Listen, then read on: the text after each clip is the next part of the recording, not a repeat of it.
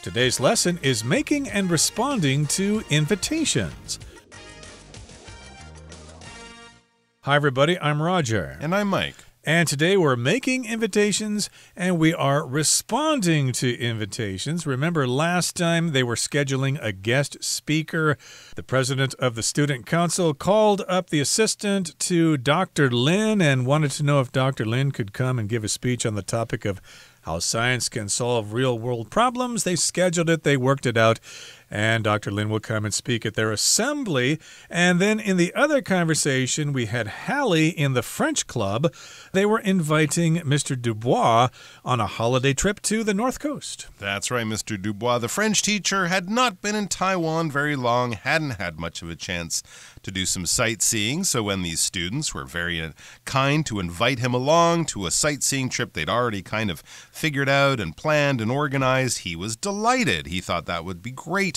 They were going to go to Yaleo and Jinshan Old Street, grab some lunch on the way, and they were able to do this on the Double 10 holiday. So that would be great for Mr. Dubois to get out of the city, see some of the beautiful natural scenery in northern Taiwan, and he was, of course, delighted to be invited by these very kind students. So today we're going to be looking at a couple of other situations where people are asking us to do things, or maybe we're saying, I'd love to do that, but I can't, in some kind of polite way. So first we're going to start off with Anna and Elsa.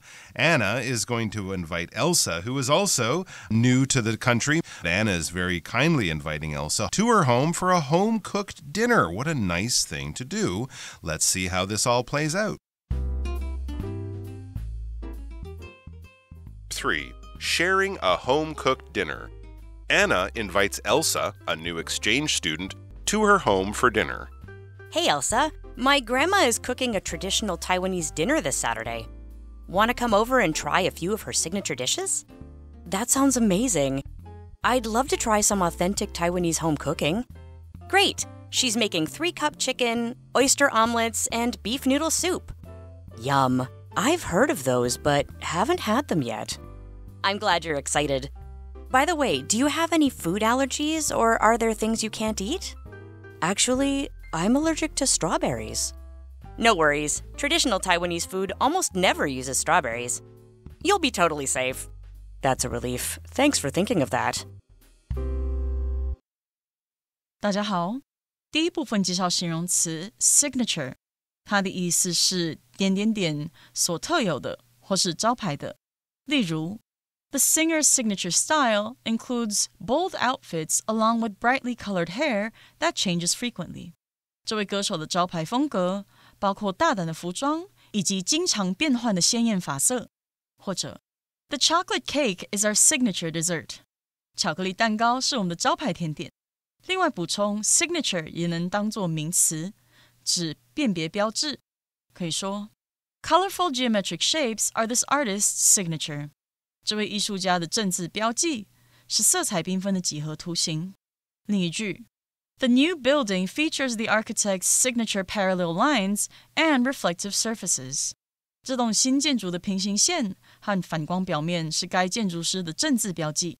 继续看到名词 allergy， 表示过敏反应或是过敏症。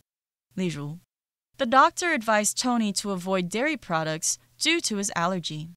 医生建议 Tony 避开乳制品，因为他会过敏。另外补充形容词用法 allergic, A-L-L-E-R-G-I-C, allergic, 指过敏的。可以说 Rita is allergic to nuts, so she has to be careful what she eats. Rita 对坚果过敏，所以她得小心吃东西。再看一个句子 I'm allergic to peanuts, so I have to be careful when I travel on planes. 我对花生过敏，所以搭飞机旅行时得多留意。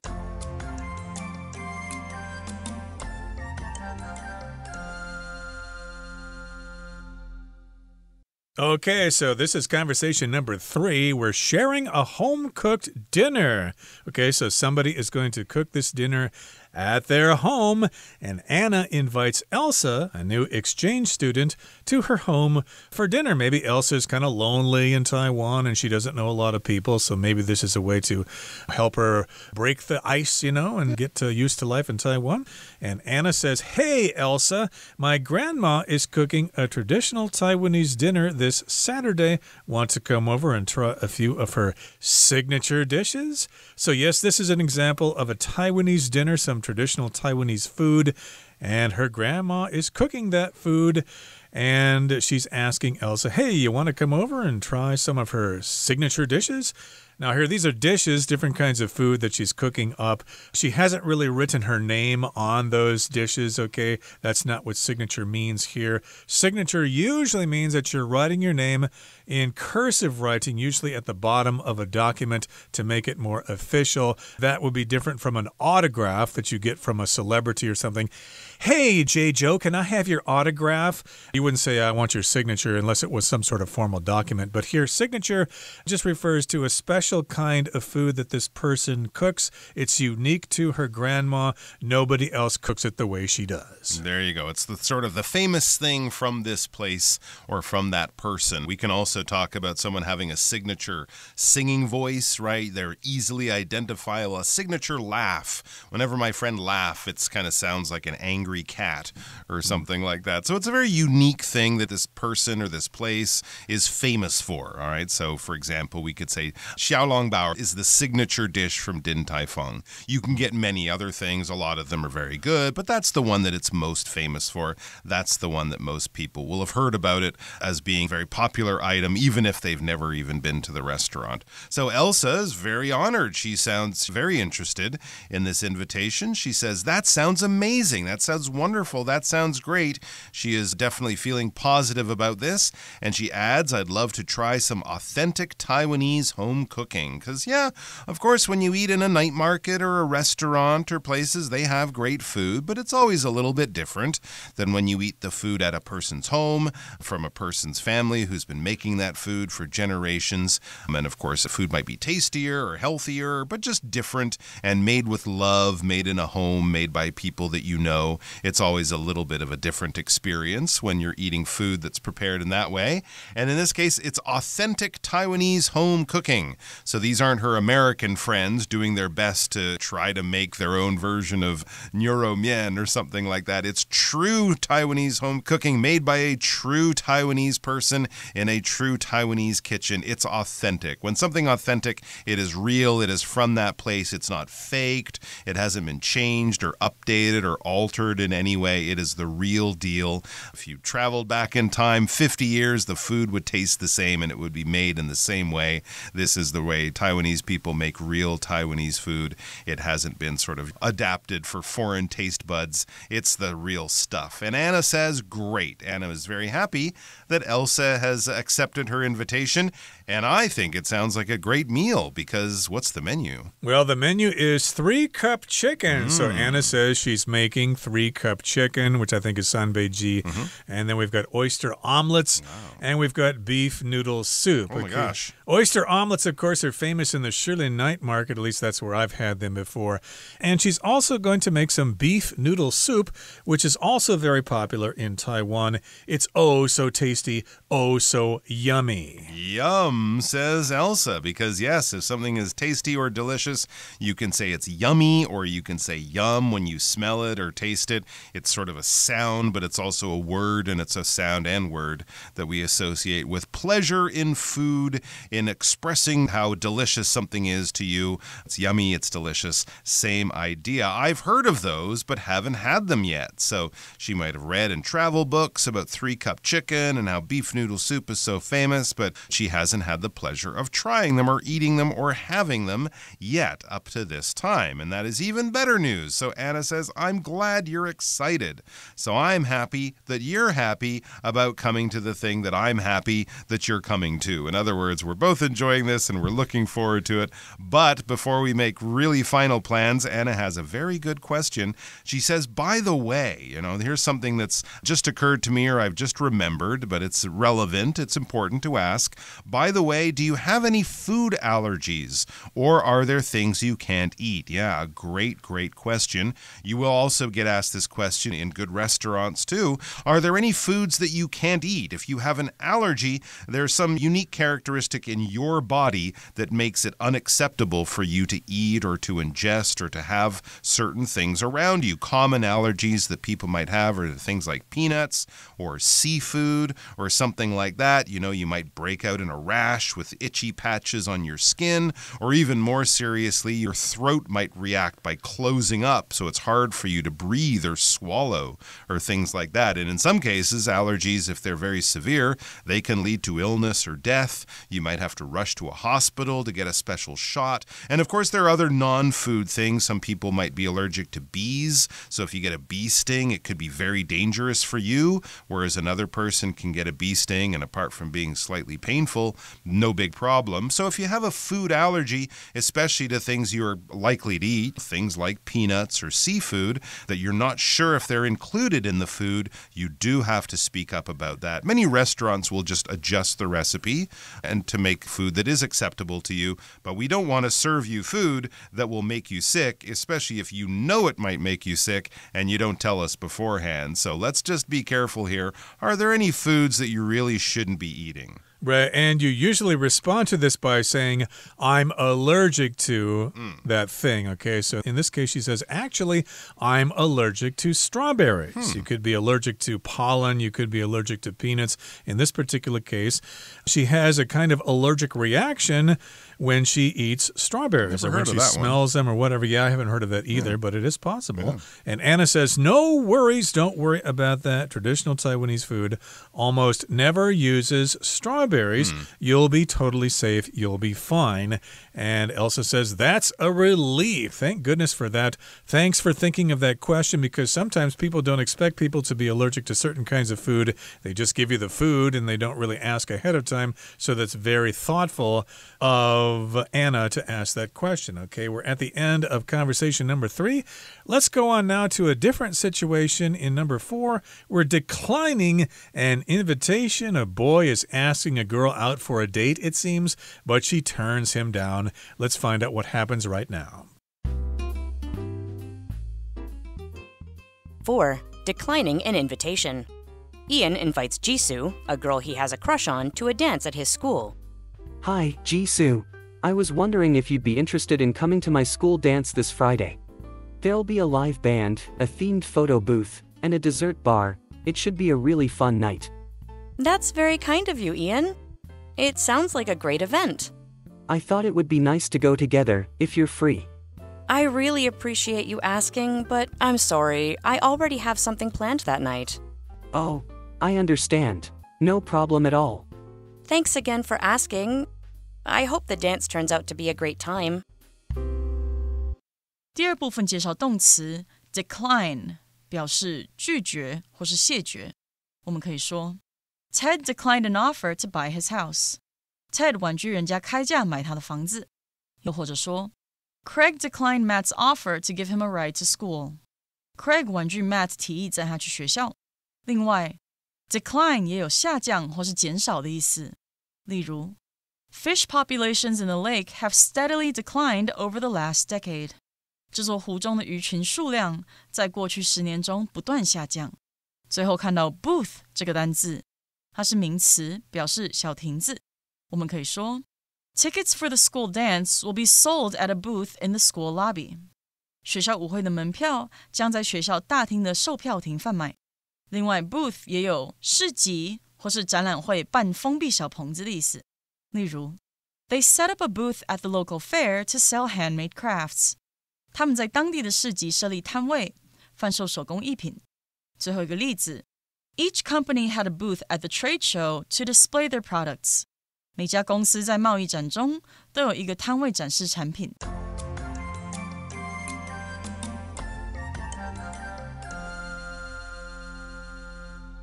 All right, so our final dialogue about inviting and responding to invitations is it's kind of an unsuccessful invitation. To decline something is to turn something down, to say no to something. It doesn't have to be done in an angry or rude way. It's just like, oh, I'm really sorry. I'd love to, but I can't. Remember, we had that prior engagement with Dr. Lin in our day 1 dialogue. That might be just a simple way of declining an invitation. I'm sorry, I have a prior engagement. I'd love to go to your birthday party, dinner, whatever it is, but I have to do something else. So you're turning them down, and not necessarily in a mean or nasty way, just unfortunately, I can't do that, but thanks for asking. So let's see what's going on here. We have a situation where Ian is inviting Jisoo, a girl he has a crush on, to a dance at his school. Okay, well, a lot of pressure on Ian right now. Jisoo, I guess, is a cute girl in his class or in his school or something, and he has a crush on her. Oh, that's kind of cute. When you have a crush on someone, this is a little bit more young love. I mean, if you're 65 years old and you have a crush on someone, that might be cute, but also maybe slightly strange. But if you're a 14-year-old boy and there's a girl in your class and you think she's really pretty and you want to take her out and hold her hand and maybe give her a kiss on the cheek, that kind of young love, that puppy love, we call that having a crush on something. It's funny, we laugh about it as adults because we've all gone through that. But when you're young and you're in love for the first time and someone rejects you and says, no, I don't like you, or you think she's really pretty, but she's dating the captain of the basketball team, it can crush you. It can really feel like your heart is being crushed because no one likes to be rejected. And when your first experience in love doesn't go well, it can be very disheartening, very depressing. But that's part of life, right? You move on, and a few years from that time, you won't even remember the girl anymore when you're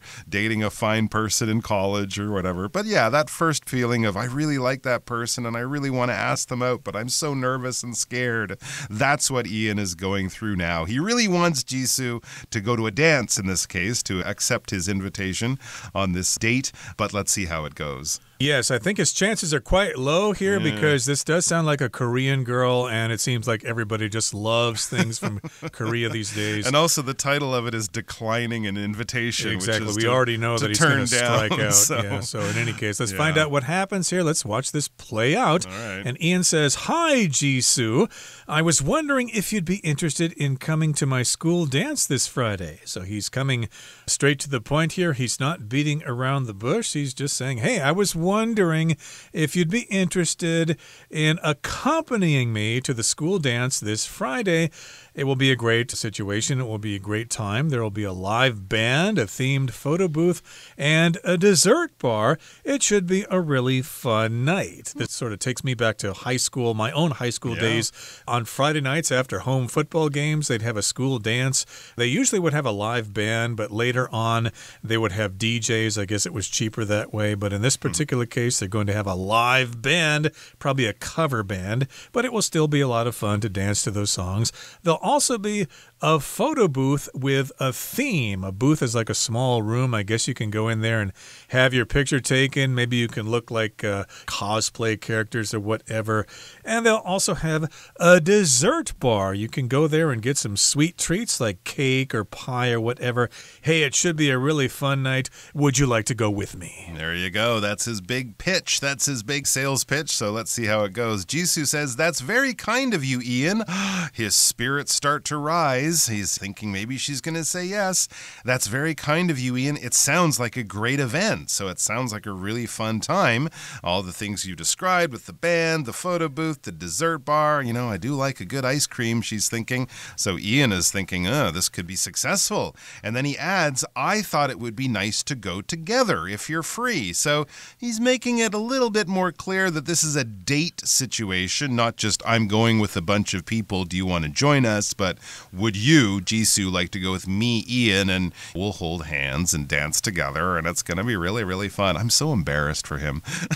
But this is part of learning how to ask someone out. So yeah, he's doing a good job, and he's starting to feel hopeful, and he's kind of saying, you know, I'd really like to go with you. I want you to come with me because unspoken, I like you, in other words. How does she respond? Let's see what Jisoo says. She's actually pretty polite here. She says, "I really appreciate your asking, but I'm sorry, I already have something planned that night." Oh, so when girls, you said but, Already knew there. There's always the but The there, but. so I guess he had his hopes up there, but there came the word but there. You seem like a really nice guy, but I already have something planned that night. Okay. Maybe she's already planned to go to the dance with her friends or with her buddies, or maybe with another boy. Maybe somebody... Maybe she's going to go visit her grandmother in hospital. Could be, you never know. But how could she miss this school dance? That sounds like the event of a lifetime. And Ian says, oh, I understand, no problem at all. So I guess he's still being diplomatic here. Maybe he thinks that he'll have another chance in the future.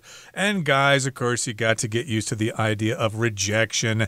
A girl isn't always going to say yes when you ask them out for a date. So he says, I understand, no problem at all. I'll just ask someone else that. There you go, Ian. There are other fish in the sea. There's a girl out there who's perfect for you. Don't let this get you down. But she's also nice. She says, thanks again for asking. You know, I mean, it's flattering, right? When someone asks you out, even if you're not interested or can't do it, it's very flattering when someone likes you like that. So she's nice about it. She says, I hope the dance turns out to be a great time.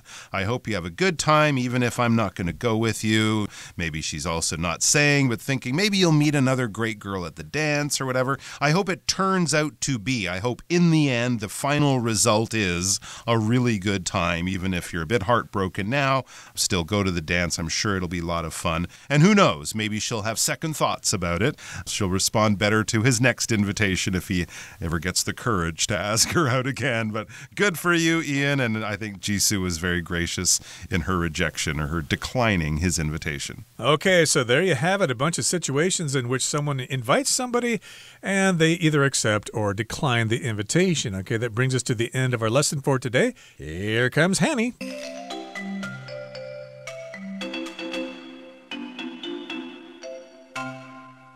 各位同学大家好，我是 Hanny。 我们来看今天的文法重点。在课文第一部分的对话里，我们看到 Elsa 是新来的交换学生。 Anna 对她说，我奶奶这个星期六要煮传统台菜，想过来尝尝她的拿手菜吗？好，文中用到 signature dishes 来表达拿手菜。 signature 在这边是形容为什么什么所特有的、招牌的或是标志性的。这个用法呢，只会摆在名词前面来做修饰。而 signature 也可以当名词表达签名或辨别标志。这边我们就来介绍它的字根 sign sign 当字根，它有标记、指示、符号或是签署的意思。在 signature 这个字当中，字根 sign 它表示记号，at 是来自 ate 是动词字尾，那么 ture 这部分呢，它是名词字尾，合在一起 signature 就表示签名，它还可以指鲜明的标志、特征或者是招牌特色。好，我们顺便补充几个有相同字根的单字。第一个 signify 它的字根 sign 是指标示，ify 是动词字尾，那当我们把某事物特别标出来，就是为了标示出它的重要性，或者是为了说明它的含义。用这个方式应该可以联想到 signify 它有意味着或表示的意思。它其实还可以表达要紧、很重要，只是这个意思常用在否定句或疑问句里。如果我们说 it doesn't signify， 就跟 it doesn't matter 意思差不多。好，第二个介绍的是 assign， 它的字首 as 来自 ad 表示朝向，字根 sign 表示标记。那同学们可以试着想象，当你拿着一张单子，针对每个人标记他们各自要分配的数量啊，或是工作，这样应该不难联想到 assign 它有指派、分配的意思。好，第三个补充的是 resign， 它的字首 re 表示相反， sign 表示标记。那什么是相反标记呢？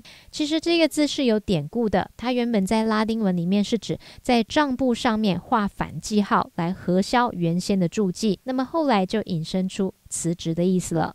好，在课文第二部分的对话里， Ian 邀请他暗恋的女孩 Jisoo 来参加他学校的舞会。他对 Jisoo 说， I was wondering if you'd be interested in coming to my school dance this Friday。 我在想你是否有兴趣参加我学校周五的舞会。那他用到 I was wondering if 表达说我想知道是否怎么样怎么样。那这个说法是用来表达相当正式而且礼貌的请求，那常常用过去式表达，像 I was wondering if you could help me with my homework， 我想知道你是否能协助我做功课。好，那么以上是今天重点整理，我们来回顾今天单字吧。Signature. The story included many examples of the author's signature sense of humor. Authentic. Our favorite restaurant uses authentic ingredients to give its dishes the most delicious flavors. Allergy. Peter has a peanut allergy, so he has to be very careful to avoid foods made with peanuts. Decline. Because she needed to study, Gail politely declined Philip's invitation to the party. Booth. Linda handed her money to the man in the booth and then took her ticket.